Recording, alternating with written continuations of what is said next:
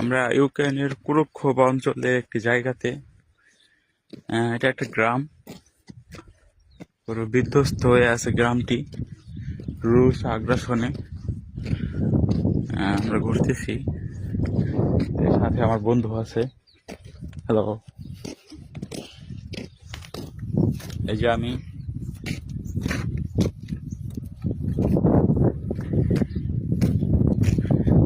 গ্রামটি একটি সময় হয়তো খুব সুন্দর ছিল, তা কিছুটা বোঝা যায়, কিন্তু সব বিধ্বস্ত হয়ে আছে। পিছনে আমার আরো বন্ধুরা আসতেছে।